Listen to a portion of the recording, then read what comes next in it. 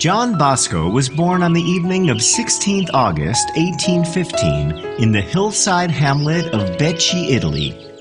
He was the youngest son of Francesco Bosco and Margherita Oceana. He had two older brothers, Antonio and Giuseppe. When he was little more than 2 years old, his father, Francesco, died. His mother taught him the faith and to live according to the Gospels. Margherita taught them that work was a privilege and that doing the work with joy would make the work lighter. John had learned from his mother to see God in the face of the sick and needy. At the age of 9, John saw a dream. In his dream, John found himself fighting a group of rowdy boys. He tried to stop them, but they refused to listen. Suddenly, a man appeared in front of John. You will not help these boys by fighting with them. You can win only by goodness and kindness. Then a woman appeared before him. When the woman waved her hand, the boys turned into snarling wild animals. And when the woman put out her hand, the beasts changed again to a flock of lambs. In the next few days, a carnival took place in the nearby hills. John went to see the carnival, and he was amazed to see the jugglers and the acrobats. And on one Sunday, John gave his first performance in front of the boys. He jumped on a rope he tied between two trees and started walking on it. Games and the prayers started reforming his little friends. They were inspired by John and started going to church regularly. Little John understood that to do good for so many boys, he needed to study well and become a priest. When he turned 20, he took one of the most important decisions of his life. He entered a seminary. After 6 years of intense, hard work, he was ordained as a priest. He changed his name to Don Bosco, as per the Italian tradition.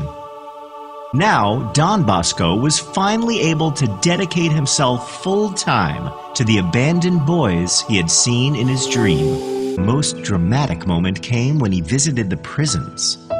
He was shocked to see many boys aged between 12 and 18, all healthy and strong inside the prisons. He took a decision to do whatever it takes to prevent the boys ending up in prisons. Don Bosco met the first boy on December 8, 1841. He took care of him. 3 days later, there were 9. 3 months later, 25, and in summer, 80. They were pavers, stonecutters, masons, plasterers who came from faraway places. Every Sunday, they would meet in a different spot, a city church, a cemetery chapel, or an empty lot. Don Bosco would hear their confession and say Mass for them. An hour of religious instruction would follow, plain, homely talks coming from the heart and embodying the solid truths of the faith. Then the priest would take his gypsy band into the country for an all-day outing of games. In the autumn of 1853, Don Bosco came to a decision.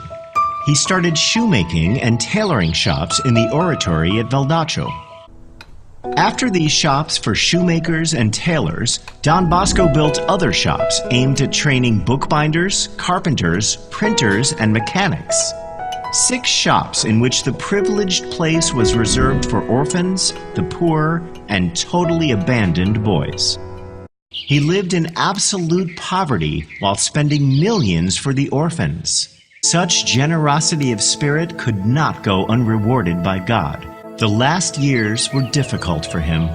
He was old and tired, but he kept up with all the activities of his Salesians, inspiring them to greater achievements for youth.